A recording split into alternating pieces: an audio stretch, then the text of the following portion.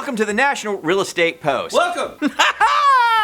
It's a wonderful Friday. Okay, so this is obvious. Refis are at a decade record high. And here's my question. Are escrow officers gonna be around to sign your docs next week? From Forbes, refinance applications surged to 79% compared to the week before, and a full, get this guys, 479% year over year, as the Mortgage Banker Association tells us. Wow, that's big! You're certainly right, Frank. That is big. Application for home purchases had a more timid response, rising only 6% compared to the previous week, 12% year over year. Buyers have to navigate the desire to lock in a low rate with the worries over the short-term health of the economy, with particular consideration about loss of wages in the near future if employers start implementing unpaid time for their staff. And by the way, guys, that's gonna happen. Oh my gosh, that's so interesting. I mean, how are underwriters gonna deal with lost wages now? Is it an anomaly that can be easily dismissed, or are we going to consider the corona? Declining wages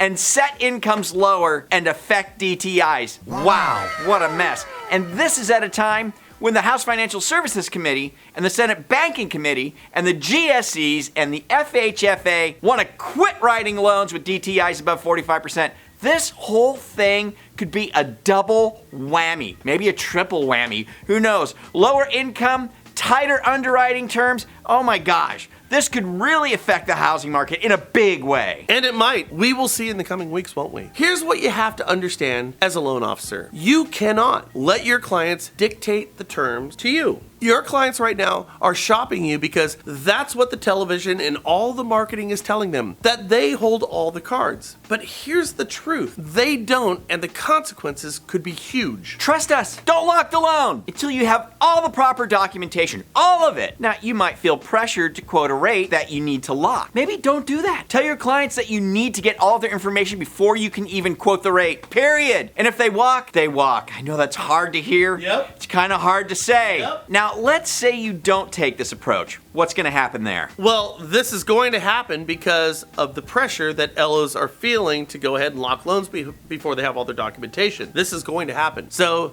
you're beholden to a client who's going to make you blow through your lock. Now, that's the easy part. The bigger problem is that you or one of your fellow loan officers are going to tax your underwriters, your doctorars, and your funders on a lock that you just have to make because you promised it. And then you become that jerk that makes all those other wonderfully underwritten files have problems. You are the bottleneck. Meaning, if you don't take the approach of getting all your info before a lock, you don't just screw yourself. You screw your fellow loan officers and their clients too. This is how this crazy refi boom needs to be dealt with in a proper manner. Oh, and by the way, you'll take your stress level down from a 14 to about a 7. It's a moment in time, man. Just remember that.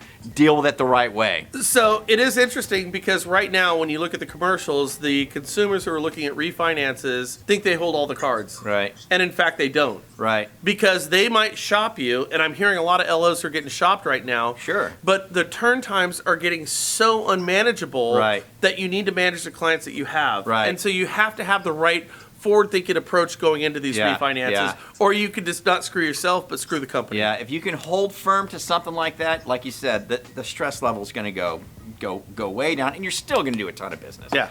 It's hard to hear, it's hard to do, but you got to do something. What do you guys think? Let us know in the comments down below. Hey, click the Facebook button, start a conversation with somebody else about this, and subscribe for free over on your right if you're meeting us for the first time. We'll catch you later here at the National Real Estate Post. Ciao.